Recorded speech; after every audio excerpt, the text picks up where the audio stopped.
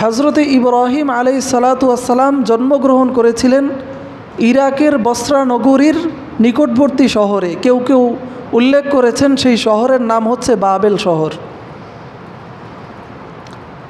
হজরতে ইব্রাহিম আলাইহিসসালাতু ওয়াসসালাম এই শহরে জন্মগ্রহণ করার পর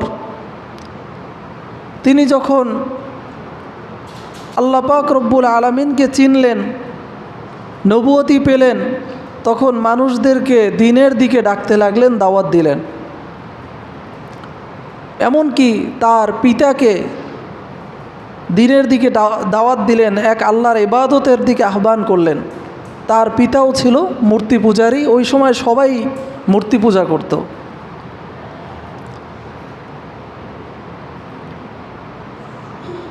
হযরত ইব্রাহিম আলাইহিসসালাতু ওয়াসসালাম নিজ পিতাকে যখন দাওয়াত দিলেন, তার পিতা যখন দেখলো যে আমার সন্তান সে যে দিকে দাওয়াত দিচ্ছে সেটা আমরা সেই পথের উপরে নাই, তখন তার নিজে হেদায়েত গ্রহণ না করে সন্তানকে উল্টা শাসালেন যে তুমি যদি মূর্তি পূজা থেকে অন্যদিকে আমাদেরকে ডাকো তাহলে অবশ্যই তোমাকে আমি প্রস্তর আঘাত করে তোমাকে শেষ করে দিব এবং তোমাকে আমি নির্বাসিত করব, তোমাকে অন্য দেশে চলে যাওয়ার জন্য আমি নির্দেশ দিব। তো হযরত ইব্রাহিম আলাইহিসসালাতু ওয়াসসালাম তো জানতেন।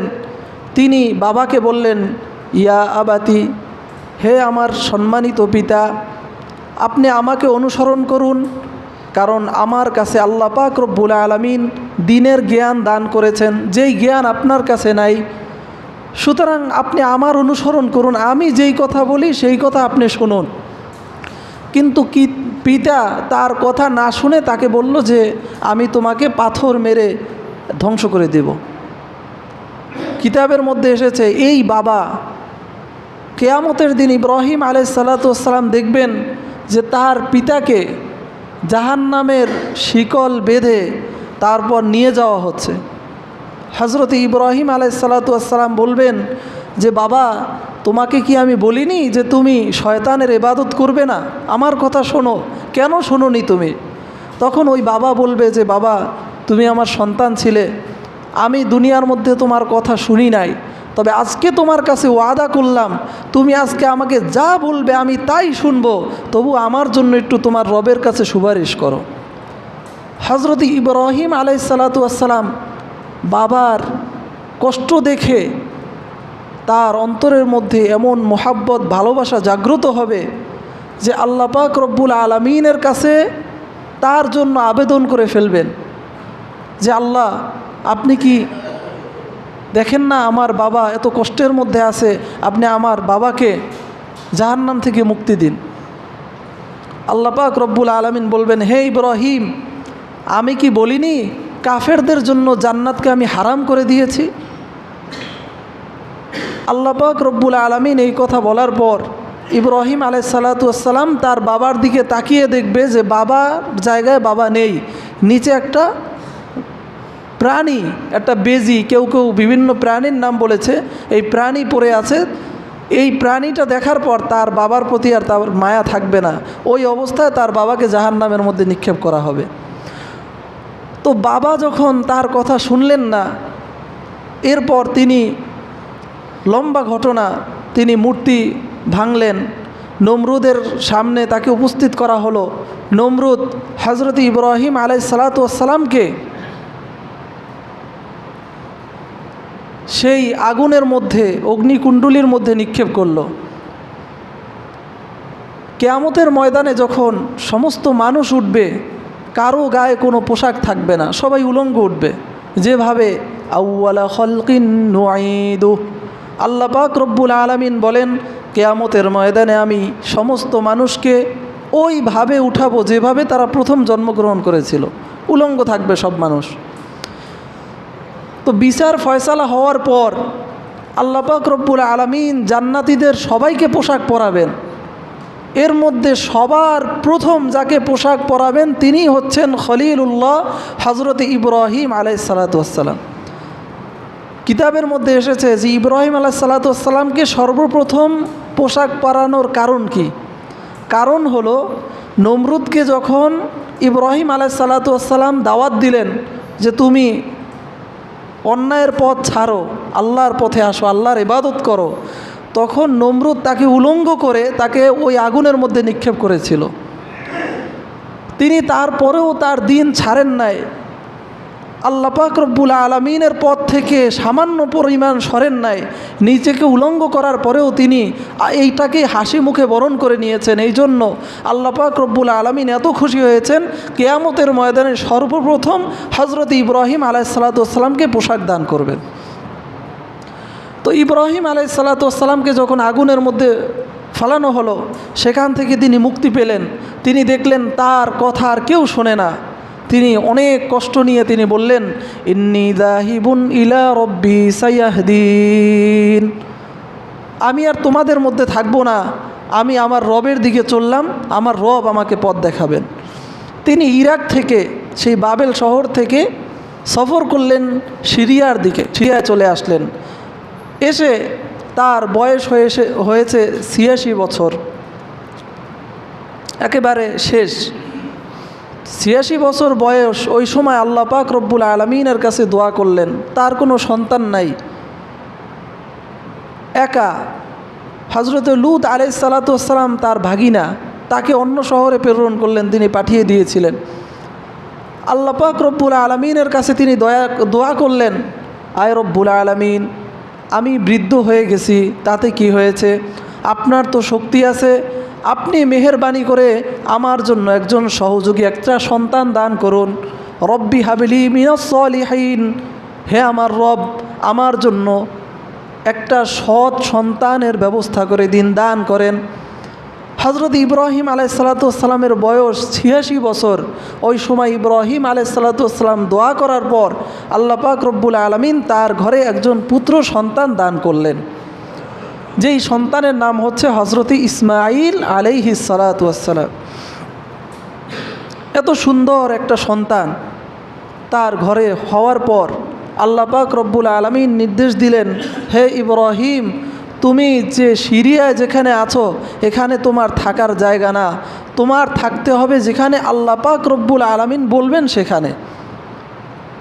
ওয়াইদ ইবতালা ইব্রাহিম রব্বুহু বিকালিমাতিন ফাতাম্মাহুন্না, আল্লাহ পাক রব্বুল আলামিন নিজেই বলেন যে আমি ইব্রাহিমকে অনেকগুলো পরীক্ষা করেছি, প্রত্যেকটা পরীক্ষায় একেবারে ১০০তে ১০০ পেয়ে ইব্রাহিম আলাইহিসসালাম উত্তীর্ণ হয়েছেন। এর মধ্যে একটি পরীক্ষা ছিল এই, ইব্রাহিম আলাইহিসসালামের এই বৃদ্ধ বয়সে একটা সন্তান হলো। আল্লাহ তাআলা বললেন, তার আপন বলতে তখন ছিলই তার স্ত্রী আর এই সন্তান। আল্লাহ তাআলা বললেন যে তাদেরকে আল্লাহর নির্দেশ অনুযায়ী অন্য স্থানে রেখে আসো। কোথায় রাখবে? হজরতে জিবরিল আলাইহিসসালাম আসলেন, এসে বললেন যে চলুন আমার সাথে। তো চলতে চলতে সফর করতে করতে অনেক দূর চলে গেলেন। যখন তিনি দেখেন কোনো এলাকার মধ্যে ঘাস, পানি, গাছ গাছালি আছে, সেখানে ইব্রাহিম আলাইহিসসালাম জিজ্ঞাসা করলেন, হে জিবরাইল, এখানেই হয়তো আল্লাহ তাআলা আমাদেরকে থাকার জন্য বলেছেন। তিনি বললেন, না, আপনি চলুন।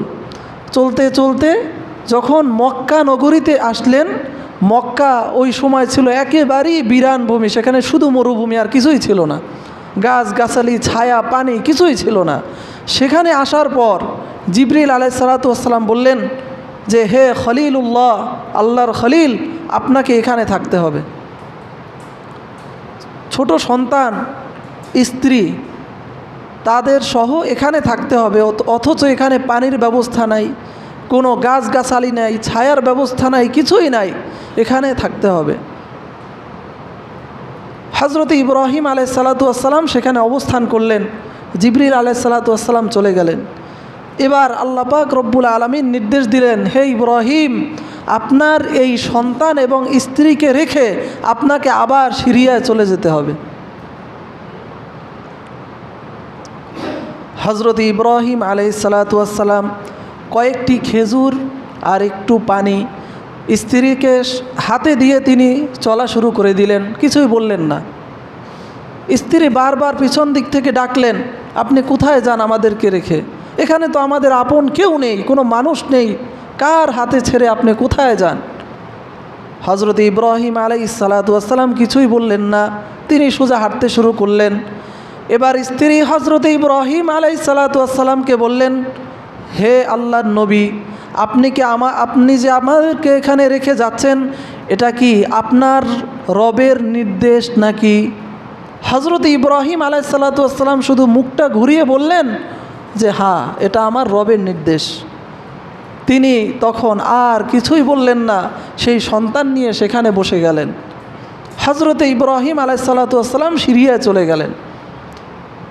তাফসিরের কিতাবের মধ্যে এসেছে, ইব্রাহিম আলাইহিস সালাতু ওয়াস সালাম সিরিয়ায় দাওয়াতের কাজ করতেন, মাঝে মাঝে এখানে এসে খোঁজখবর নিয়ে আবার চলে যেতেন। কিন্তু স্ত্রী পুত্র এখানে থাকতেন। তো হজরতে ইব্রাহিম আলাইহিস সালাতু ওয়াস সালাম যখন ইসমাইল আলাইহিস সালাতু ওয়াস সালামকে এবং তার স্ত্রীকে এখানে রেখে যখন গেলেন, তারপর তাদের পানি শেষ হয়ে গেল, খাবার শেষ হয়ে গেল। এরপর একটা ইতিহাস আছে, যেটা সাফা মারওয়ায় যে সাই করা হয় এবং এই হজের ইতিহাস যেখান থেকে হয়। তো ওই ঘটনার দিকে আমরা নাই যাচ্ছি। হজরত ইব্রাহিম আলাইহিস সালাতু ওয়াস সালাম আসা যাওয়া করতে করতে এভাবে 13 বছর কেটে গেল। সন্তানের বয়স হয়ে গেল 13 বছর। যখন 13 বছর বয়স হলো, তখন সন্তান পিতার সাথে সাথে হাঁটে, তার সাথে ছোট ছোট কথা বলে। পিতা যখন বাজারে যায় অথবা যখন লাকড়ি খুঁজতে যায়, সন্তান একটু একটু হাতে নেয়। পিতার এই সন্তান নিয়ে কত আশা, আমার কেউ নেই দুনিয়ার মধ্যে, এই সন্তান আছে। ফালাম্মা বালাগা মাআহু সাইয়া ক্বালা ইয়া বুনাইয়া ইন্নী আরা ফিল মানাম আন্নী আযবাহুকা ফানজুর মাযা তারা। আল্লাহ পাক রব্বুল আলামিন স্বপ্নে দেখালেন, হে ইব্রাহিম, এই যে তোমার কলিজার টুকরা সন্তান, এই সন্তানকে তুমি কুরবানি করে দাও। হজরত ইব্রাহিম আলাইহিস সালাতু ওয়াস সালাম স্বপ্নে দেখলেন তিনি তার সন্তানকে ধরে তার গলায় ছুরি ধরে আছেন, এই অবস্থায় স্বপ্নে দেখেছেন। ইব্রাহিম আলাইহিস সালাতু ওয়াস সালাম তো জানতেন যে স্বপ্ন হলেও নবীদের স্বপ্ন বাস্তব, ওহি, সুতরাং অবশ্যই আমার এটাই করতে হবে। ইব্রাহিম আলাইহিস সালাতু ওয়াস সালাম ছিলেন খলিলুল্লাহ, আল্লাহর খলিল, আল্লাহর প্রিয় বান্দা। তো আল্লাহর প্রিয় বান্দা তো এমনি এমনি হন নাই, এইরকম অনেক পরীক্ষা দিয়ে তারপর খলিলুল্লাহ হতে হয়েছে। হজরত ইব্রাহিম আলাইহিস সালাতু ওয়াস সালাম পরিপূর্ণ প্রস্তুত হয়ে গেলেন, সন্তানকে জবাই করবেন। তার স্ত্রীকে বললেন যে ইসমাইলকে সাজিয়ে দাও, সে আমার সাথে যাবে। এর পূর্বে ইসমাইল আলাইহিস সালাতু ওয়াস সালামকে লক্ষ্য করে ইব্রাহিম আলাইহিস সালাতু ওয়াস সালাম বললেন, হে আমার আদরের সন্তান, হে আমার বার্ধক্যে পাওয়া প্রিয় সন্তান, হে আমার একমাত্র সন্তান, আমি তো স্বপ্নের মধ্যে দেখেছি যে আমি তোমাকে জবাই করছি, আর তুমি তো জানো আমি একজন আল্লাহর নবী। আমি যেটা স্বপ্ন দেখেছি এটা কোনো অবাস্তব স্বপ্ন নয়, এটা সম্পূর্ণ একটা বাস্তব স্বপ্ন। এর মানে তুমি বুঝতে পেরেছো আমি তোমাকে জবাই করব। হে আমার সন্তান, ফানজুর মাযা তারা, আমি তো তোমাকে জবাই করতে চাই, তুমি কি বলো, তুমি মানসিকভাবে কতটুকু প্রস্তুত? কিতাবের মধ্যে এসেছে যে নবী হিসাবে তিনি তো তাকে জবাই করবে, তো সন্তানের কাছে আবার জিজ্ঞাসা করার কি প্রয়োজন? আল্লাহ তাআলা নির্দেশ দিয়েছেন সন্তানকে জবাই করে দিবে। এর জবাবের মধ্যে মুফাসসিরগণ লিখেছেন যে সন্তানকে এই জন্য বলেছে, এক নম্বর হচ্ছে পরীক্ষা করার জন্য যে আমার সন্তান আল্লাহর কতটুকু বাধ্যগত এবং আল্লাহকে কতটুকু মানে, মোহাব্বত করে, তার হুকুমকে কতটুকু শ্রদ্ধা করে, এটা বোঝার জন্য। আরেকটা হচ্ছে যে আমি যদি এত আদরের সন্তানকে ধরেই জবাই করে দেই তাহলে সে অনেক কষ্ট পাবে, এর চেয়ে তাকে যদি আগে থেকে আমি প্রস্তুত করে নেই, অথবা সে যদি বলে যে না বাবা এটা কিভাবে সম্ভব, আমার তো জানের মায়া আছে, তাহলে বুঝিয়ে শুনিয়ে হলেও তাকে জবাই করা যাবে, তাহলে সহজ হবে। হজরত ইব্রাহিম আলাইহিস সালাতু ওয়াস সালাম বললেন, হে আমার সন্তান, ফানজুর মাযা তারা, তুমি কি মনে করো, কি বলো? হজরত ইসমাইল আলাইহিস সালাতু ওয়াস সালাম ছিলেন খলিলুল্লাহর সন্তান।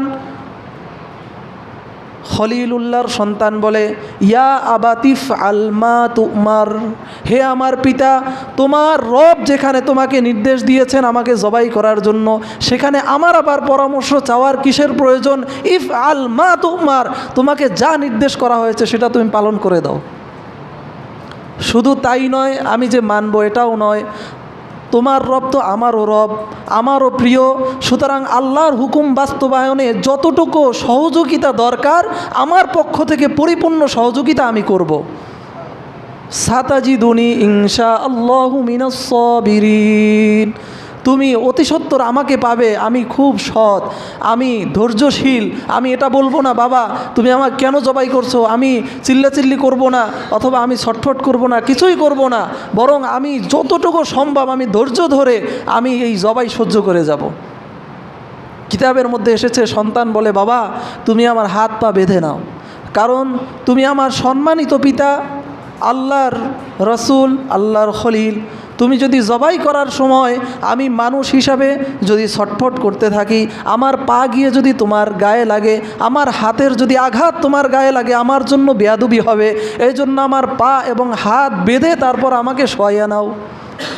এরপর বলে, বাবা তুমি আমাকে যদি উপর করে তুমি যদি আমাকে শোয়াও, তাহলে তো আমার চেহারাটা বারবার তোমার নজরে আসবে। হয়তো এমন হতে পারে যে আমার চেহারা দেখে তুমি আল্লাহর হুকুম থেকে তোমার অনেক কষ্ট হতে পারে, বিলম্ব হতে পারে, তোমার মায়া লাগতে পারে। এই জন্য আমাকে তুমি উপর করে শোয়াও, যেন আমার চেহারা তোমার নজরে না আসে। সন্তান বাবাকে পরামর্শ দেয় আল্লাহর হুকুম মানার জন্য। ফালাম্মা আসলামা ওয়াতাল্লাহু লিল জাবিন, আল্লাহ পাক রব্বুল আলামিন বলেন, আসলামা, উভয় যখন আনুগত্য প্রকাশ করলো, ইব্রাহিম আলাইহিসসালাতু ওয়াসসালাম জবাইয়ের জন্য প্রস্তুত হলেন, ইসমাইল আলাইহিসসালাতু ওয়াসসালাম জবাই হওয়ার জন্য প্রস্তুত হয়ে গেলেন। প্রস্তুত কিসের জন্য হয়েছে? আল্লাহর হুকুম মানার জন্য।